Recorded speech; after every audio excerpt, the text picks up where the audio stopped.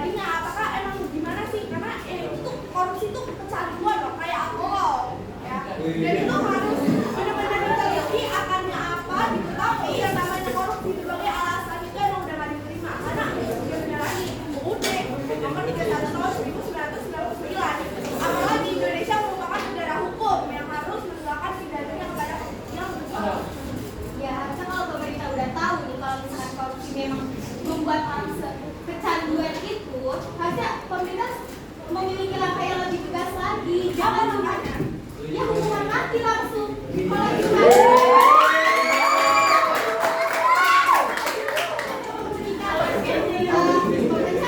Sekarang aja pemerintah nggak ada yang bisa mengajukan laporan tersebut. Gimana? Bisa jadi pemerintah ini juga melakukan tindak korupsi kan?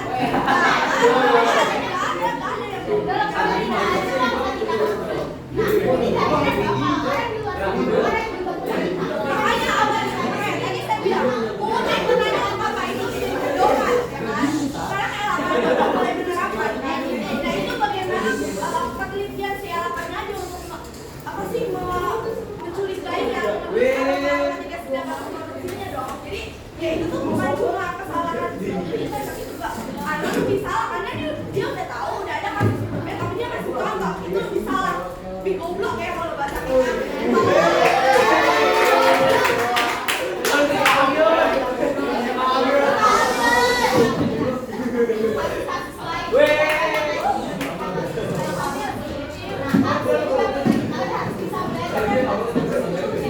Kalau kesadaran diri sendiri kan itu dia paham atau enggak efek jerahnya. biasanya orang yang melakukan korupsi itu pejabat. Nah pejabat dipecat, mereka masih memiliki uang dong kalau salah itu kalau jangan dikorupsi pejabat Itu simpanan uang